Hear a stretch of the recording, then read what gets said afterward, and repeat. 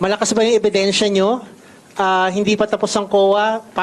COA audit? Paano nyo masasabi na malakas nga yung ebidensyang iahapag ng ating impeachment complaint? Go ahead. Okay, magandang araw po sa inyong lahat.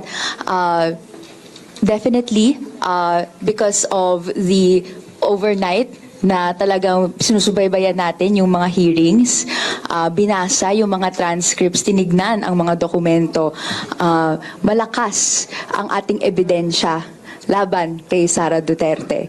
Definitely, ay binetray niya ang public trust to the point nga even na pwedeng magkaroon ng mga criminal complaints na may isasampa sa kanya. Ano ba yung mga nakikita nating mga ebidensya?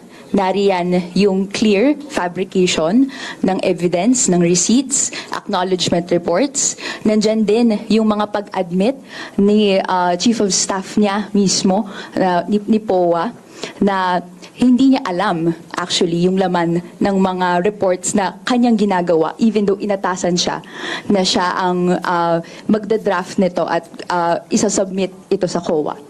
May mga instances din na nakita natin na pag-evade ng accountability, pag-evade ng mga tanong ng taong bayan kung ano nga ba ang nangyayari dito sa spending na ito, na all of a sudden, and no other leader, national leader in history has spent this much money in this just short amount of time.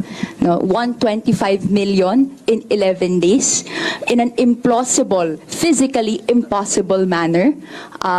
Ito ang nakikita nating basehan kung bakit malakas ang ebidensya laban kay Sara Duterte.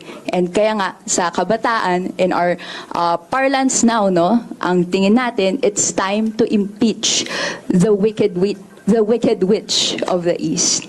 Ayun po.